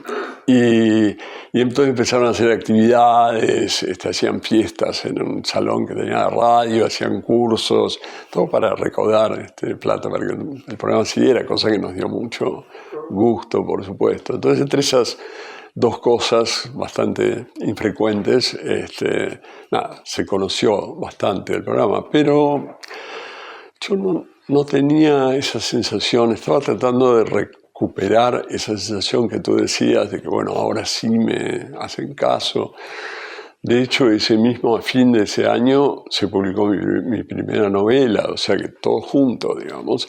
Y sin embargo, lo que yo hice fue en enero del 85, o sea, a principios del año siguiente, me vine a España un par de años. ¿Sí? O sea que no me interesó eso de, ahora estoy acá en la luz. Prefería estar acá escribiendo, tranquilo y ya. Como pequeño apunte, hay un vídeo de Swingers de una noche. Hostia, es verdad. En YouTube, con Charly García. No, ese con Charly es... ¿No? Me dio como si hay un vídeo de eso. Vale. No,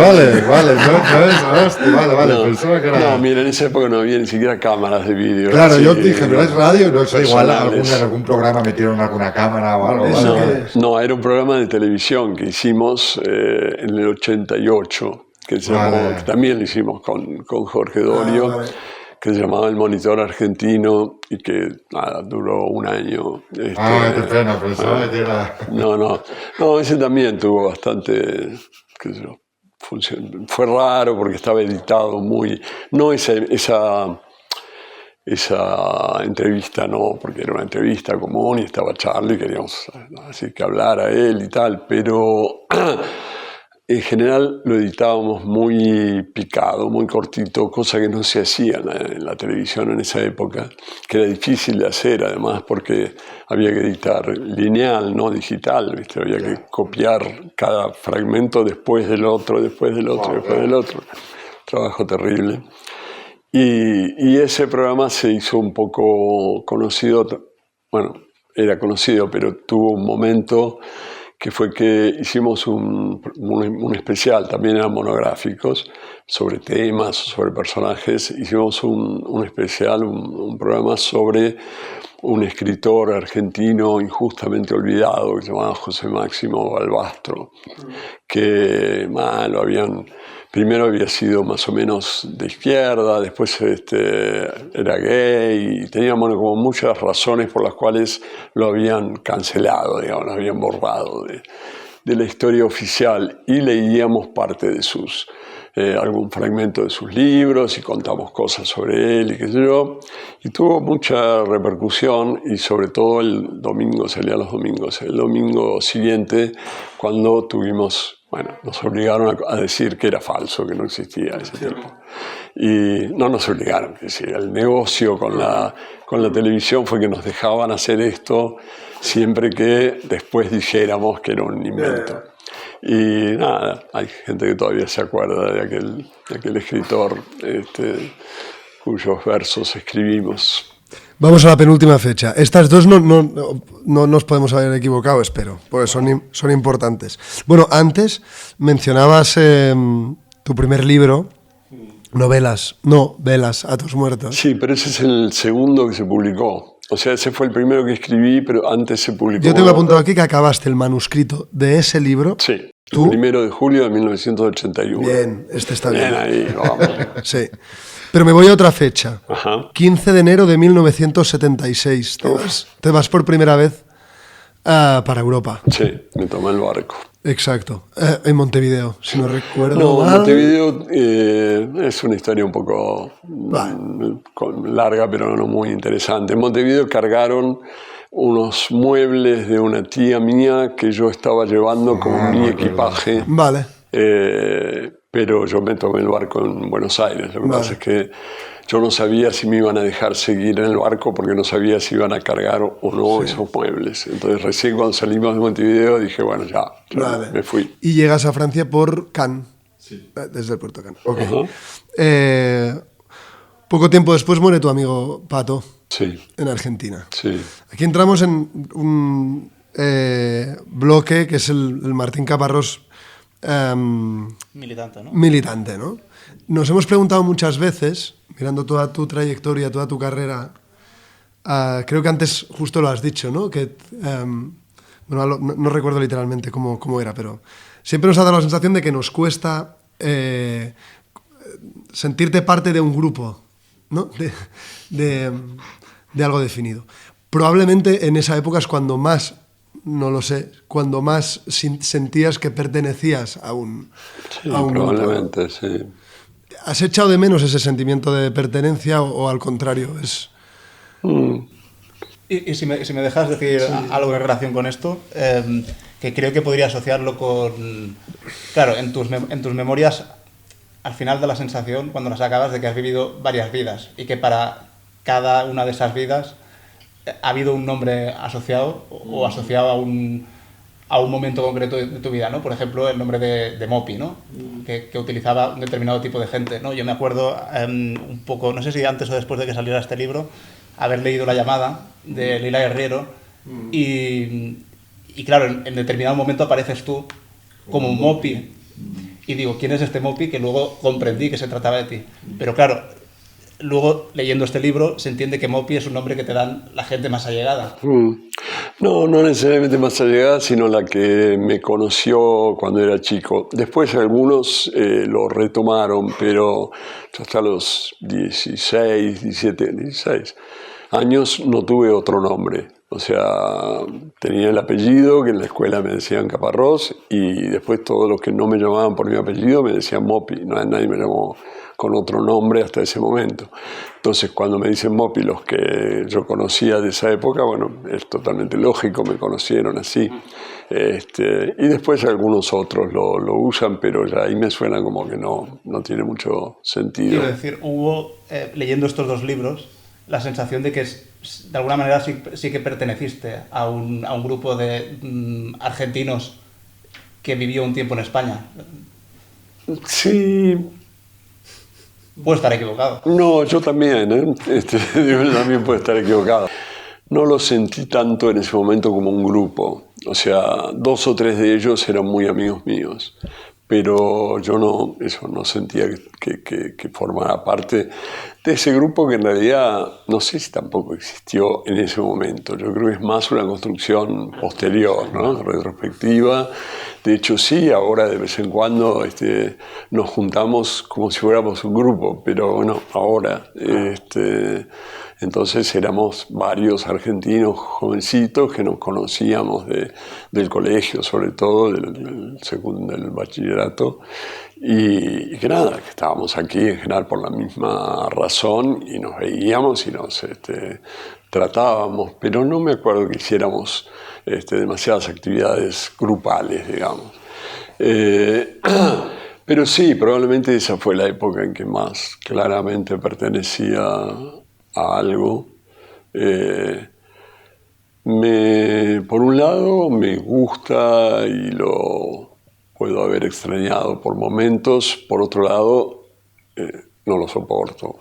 Entonces este es un problema. Porque cuando... y probablemente como no lo soportas, no has vuelto a provocarlo, digamos. No, bueno, yo siempre digo que yo he tenido pertenencia, digamos, a 2 grandes instituciones a lo largo de mi vida, solo 2, que son por un lado la fundación que ahora se llama GABO, que antes se llamaba por el Nuevo Periodismo Iberoamericano, que creó García Márquez hace 30 años, y bueno, ahí yo llevo 20 y pico de años trabajando con ellos y me siento parte, y soy parte del consejo no sé qué, y sigo haciendo cosas con ellos. Eso es uno de las instituciones a la que pertenezco, y la otra es el Club Atlético Boca Juniors. Bueno. Esos son los 2. Digamos hora y media de entrevista y no había aparecido el fútbol. Lo que pasa es que yo además tengo aquí delante, vosotros no lo veis, sí, claro. Pero yo estoy viendo el barquito ese, que es un premio que me dieron en la Autónoma de Barcelona, el premio Ítaca, y con el escudo de Boca, que también viene de la Autónoma de Barcelona. Entonces, bueno, lo estoy viendo todo el tiempo.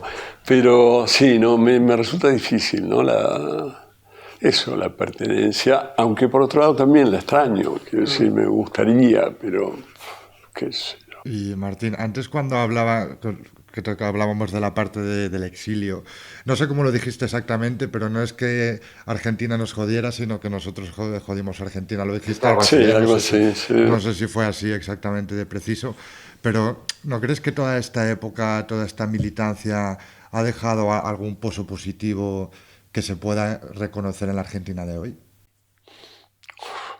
Yeah.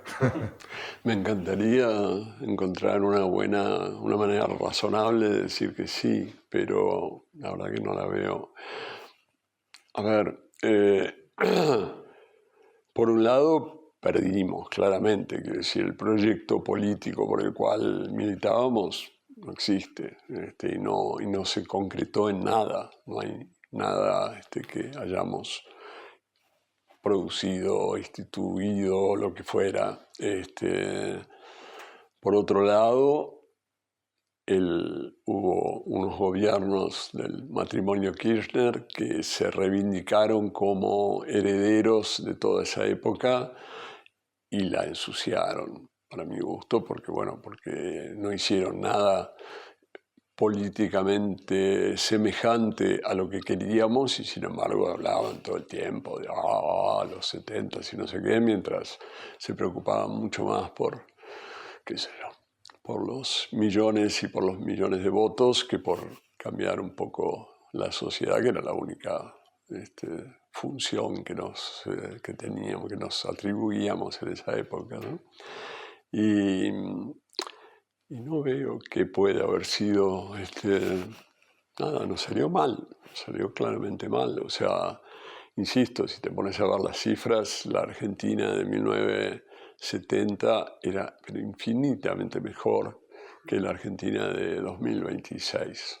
No sé, ahora hay 30% de pobreza, 30% de personas que están marginadas, que viven medias marginales. En esa época había un 3% de pobreza, la salud pública y la educación pública funcionaban bien, había una gran clase media que a nosotros nos rompía las pelotas, que tanta gente de clase media, que no sé qué, pero la mayoría de esos que ya no son de clase media son pobres, entonces tampoco hemos mejorado en ese sentido. El país está muy arruinado, quiero decir, y había algo que lo constituía en ese momento y que lo constituyó durante, qué sé yo, 80 años o 100 años, que era esta idea de futuro, que era decisiva. La Argentina siempre había sido el país del futuro, ¿no? Yo lo resumo con algo que había una obra de teatro que se llamaba así, pero un lugar común argentino que era mi hijo en realidad, digamos, mi hijo el doctor. Digo, todos esos inmigrantes que llegaron entre 1880 y 1920, 30, con una mano atrás y otra adelante y con muchas ganas de trabajar. Trabajaban porque querían que su hijo fuera doctor, digamos. Trabajaban con esta idea del ascenso social y de armar un país donde eso funcionara. No es a mí lo que más me gusta ideológicamente, pero había una idea fuerte de construcción, digamos, de armar un futuro, ¿no? Y la Argentina fue eso, durante hasta 1970 y tantos, fue claramente el país del futuro. En un momento vino Clemenceau, que era un presidente francés, 1920 por ahí, que hacía frases muy astutas y le hablaban de la Argentina, que era el país del futuro, y bla, bla, bla. Y él dijo, sí, claro, es el país del futuro. El problema es que va a seguir siéndolo siempre, dijo. Y tuvo razón. Durante 50 y tantos años, la Argentina siguió siendo el país del futuro. Era una gran promesa que se realizaba lo suficiente, poco, pero lo suficiente como para poder seguir creyendo en ella. Y a partir del 76, yo creo que es el 76, creo que es el golpe militar, se rompió eso. Y ahora ya no hay promesa, ya no hay futuro. La gente que quiere buscarse la vida, bueno, o se va o se pone encuentra o busca por lo menos soluciones hiperindividuales, pero ya no hay ninguna idea de construcción común, ni siquiera aquella de la clase media que se las arreglaba para tener un cochecito y llegar más o menos cómoda a fin de mes. Y es fuerte, o sea, es un país que no se piensa con ninguna posibilidad de nada. La gente está convencida de que esto está hecho mierda y bueno, y de vez en cuando por eso algunos se entregan a delirios como el de Milei, ¿no? Porque les dice que va a construir una Argentina que va a ser tan potente como en 1880. Dice cosas increíbles, dice que la Argentina en ese momento era la primera potencia mundial y que vamos a volver a hacerlo. Y hubo gente que le creyó, que si las dos cosas son falsas, una es demostrablemente falsa, que la Argentina nunca fue la primera potencia mundial, la gente le creyó, lo votó y todo eso porque ofrecía alguna idea de futuro. Los demás no, y es muy brutal eso. Reflexionas muchas veces que tal vez un problema que ha tenido la izquierda o el momento en el que se encuentra la izquierda es precisamente eso, ¿no? No hay construcción de un futuro lo suficientemente convincente como para que la sociedad decida que merece la pena luchar por él. La última fecha es el principio, que es por favor que no, 29 de mayo de 1957, que nace Martín Caparrós. Está bien que acabemos hablando de futuro, precisamente por eso. Yo creo que la sensación que tenemos los tres, lo hemos hablado algunas veces, es que pese a todo eso que estabas comentando justo ahora, eres optimista. Yo siempre la menciono, y en este podcast la he mencionado otras veces, hay una parte al final de estas memorias donde precisamente cuentas eso, ¿no? El problema es que nos falta por construir un futuro por el que merezca la pena luchar, ¿no? Pero es como darle la vuelta un poco a ese catastrofismo, a esa cosa que la gente de nuestra generación llevamos muy encima, de que no hay futuro, de que todo lo que nos espera sea peor de lo que tenemos y de lo que hemos tenido. Es muy difícil salir de ese malditismo, de esa cosa. No hay alternativa, ¿no? Que siempre se dice. Después de mucho tiempo yo tuve esa sensación cuando leí tus memorias, que alguien me decía que, ok, igual faltaba mucho trabajo por hacer porque había que construirlo, pero... Y sobre todo fue cuando me dijiste que tú tenías ganas de ver lo que iba a pasar, ¿no? Pero para mí eso es de ser una persona optimista. Sí, no, yo soy claramente optimista a mediano plazo, digamos, y siempre digo, por una cuestión de realismo histórico. Quiero decir, yo estudié historia y creo haber aprendido que llevamos 2 o 3 mil años mejorando los últimos 200 o 300 de una manera estrepitosa. Quiero decir, hace 200 años la esperanza de vida media de una persona era 35, 40 años. Ahora se supone que vivimos 75, 80. ¿Qué más que eso? Pero además hay tantas otras cosas. Quiero decir, hace 200 años había esclavos, hace 200 años las mujeres no podían ni imaginar que pudieran dirigir nada. Ya no hablar de votar porque tampoco se votaba, pero bueno, había, no sé, un 10% de la población del mundo sabía leer y escribir, el otro 90% no tenía ni idea, los chicos se morían, la mitad más o menos de los chicos se moría antes de cumplir 5 años. Quiero decir, si te pones a mirar todo eso y a ver cómo, a comprobar cómo eso ha sido una tendencia, un movimiento sostenido a lo largo de siglos y siglos, bueno, lo que yo creo es que no hay ninguna razón para creernos tan extraordinarios que ahora vayamos a quebrar algo que lleva esos siglos, milenios. No veo por qué. Somos muy maravillosos, pero no tanto como para cagar todo lo que... Y lo que sí pasa es la desproporción, digamos, entre los tiempos históricos y los tiempos humanos. Quiero decir, saber esto a mí no me va a servir para nada, a vosotros no sé, pero en unas cuantas décadas se notará de alguna manera, creo yo, que la dirección general del movimiento sigue siendo la misma. Lo que pasa es que, como tú decías, para eso hay que inventar el próximo futuro, digamos. Me parece visible que las sociedades cada tanto inventan una forma de futuro por las que le parece que vale la pena pelear. Y hay épocas en que no tienen esa forma de futuro, en este caso y otras veces, porque hubo una por la cual pelearon muchos y que fracasó, la última, digamos, el socialismo, que bueno, no funcionó donde supuestamente había podido funcionar, y todavía no inventamos otra, que puede ser otra forma de socialismo o puede ser lo que pueda ser, digamos, pero mientras no consigamos amalgamar todas esas cosas que andan dando vueltas, ideas movidas, etcétera, que andan dando vueltas, y formar algo como unitario y sólido con eso, bueno, vamos a seguir con esta sensación de que no hay futuro. Claro, no hay futuro porque no lo hemos sabido producir, inventar todavía. El futuro es algo que existe en el presente, no en otro lugar, ¿no? Pero, insisto, como siempre se han inventado formas nuevas, no veo por qué ahora vamos a dejar de hacerlo. Todas las épocas históricas creyeron que su forma iba a ser eterna, digamos. Los señores feudales no decían, ay, me tengo que apurar, me tengo que dar prisa porque viene el capitalismo, y me van a echar.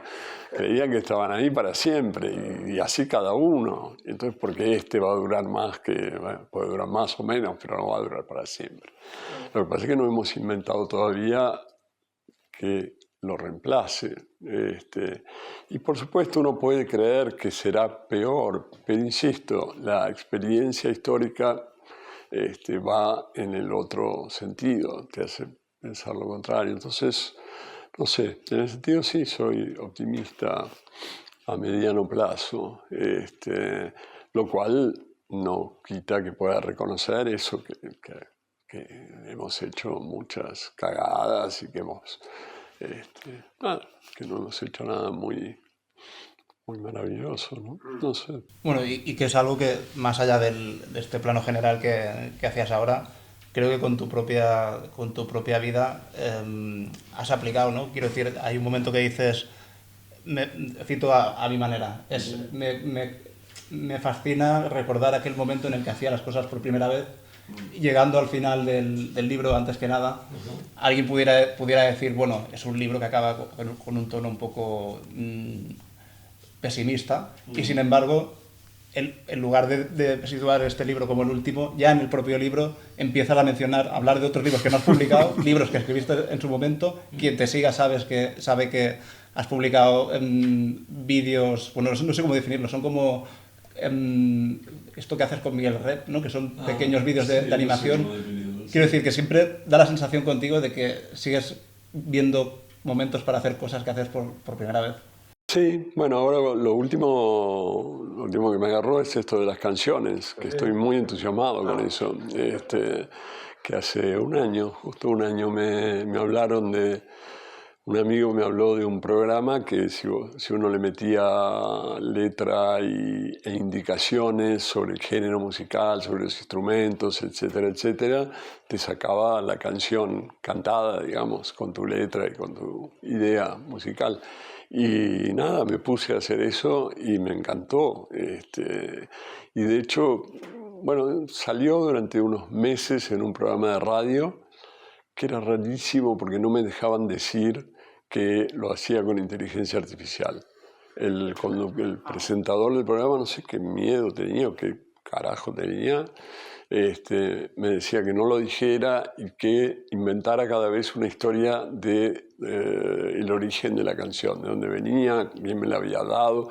Entonces yo inventaba un quinteto mexicano que había hecho un corrido contra el Papa, cualquier cosa que iba a hacer. Quería pasar las canciones, pero bueno, además de los domingos a la mañana, muy escuchado, sábados y domingos a la mañana, muy escuchado, cuyo presentador es un maleducado.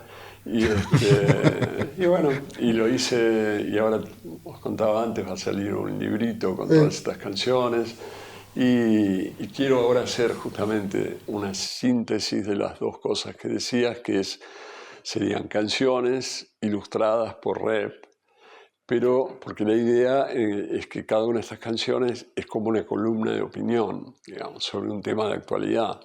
Yo hacía canciones cuando salían en la radio, las hacía el miércoles o jueves para que salieran el domingo sobre algún tema, es decir, sobre eso, sí, la muerte del Papa o de Mujica, o los bombardeos en Gaza, o Ayuso, o una concentración de la derecha, o qué sé yo, metía con la actualidad.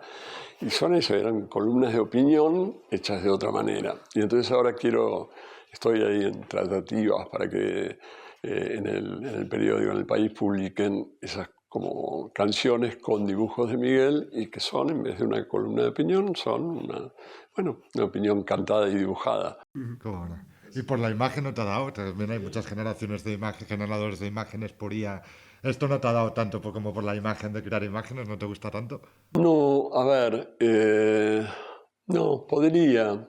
Me gusta mucho trabajar con Miguel, para empezar, con Rep. Me parece que es así, fantástico lo que dibuja y lo que aporta. O sea, yo, por ejemplo, en estos videitos que hacíamos el año pasado, los de Cacocracia o eso, yo le mandaba el texto grabado y él dibujaba a partir del texto que yo le mandaba. Y a mí me encantaba ver después sus dibujos porque siempre agregaba otra cosa. No era un ilustrador que ponía en dibujo lo que yo decía. Agregaba sentidos, agregaba ideas. Es maravilloso. Así que nada, me parece que por ese lado no se me ocurrió hacerlo yo, pero debería pensarlo. Sabes que con el dibujo nunca me llevé bien. No sé. Pero lo de las canciones sí. Es mi más reciente estupidez. Bueno, hemos empezado el podcast diciendo como toda una oda, ¿no? Acabaré perdiendo la voz. Muy admirados, ¿no? Pero en realidad esto ha sido un acto de egoísmo, porque Te hemos entretenido durante muchísimo rato con el único pretexto, el único interés que teníamos, que era charlar contigo, conocer más de ti, de tu obra, de tu carrera. Te agradecemos muchísimo la generosidad, que nos hayas atendido a tu casa. Que... El tiempo, el lugar... Exacto. Que tu gente también se haya prestado a dejar el salón vacío, que esto es rarísimo. De repente han aparecido los chavales con cámaras y han ocupado aquí literalmente el salón. Martín, sabes que antes de que termines de despedirme, primero disculpa por hablar demasiado, y segundo, cuando dijiste lo del 29 de mayo del 57, me acordé de una cosa que está parcialmente en Antes que Nada, que es que yo digo que me parece raro que uno no sepa nada sobre el polvo que lo hizo. Es verdad. ¿No? No tienes ninguna noción sobre un momento absolutamente decisivo y fundacional en tu vida, ¿no? Y digo eso, digo que además, yo que soy tan adepto a las fechas, nunca había hecho una cuenta, que sí hice cuando estaba escribiendo el libro, que era para tratar de saber más o menos cuándo fue. Claro. Entonces, más o menos, sí, fin de agosto, principio de septiembre del año anterior, pero nunca había caído en la cuenta de que el 31 de agosto del 56 mi madre cumplió 20 años. O sea que probablemente yo haya sido su festejo de cumpleaños de una chica de 20 años, muy así como nuevita, qué sé yo. Y ya se había casado con mi padre, pero aún así tenía 20 años. Y bueno, y yo decía eso y cómo me sorprendía, cómo me impresionaba no saber nada, que nadie sepa nada sobre ese momento así decisivo. Y hubo hace poco en Buenos Aires, copiando algo que hicieron en el Ateneo de Madrid hace unos meses, hubo una lectura pública, eran como 20 o 25 personas de alguna manera relacionadas conmigo, que cada uno leía un fragmento de Antes que Nada, que fue muy emocionante. Y en Buenos Aires, el único fragmento que no se había leído aquí, que yo agregué para que se leyera allí, fue del polvo fundacional, y el chiste fue que lo leyó mi madre. No. Sí, fue muy impresionante, muy impresionante. Claro, hay que añadir una última fecha, que es la fecha del polvo, sería. 31 Muchas gracias por todo.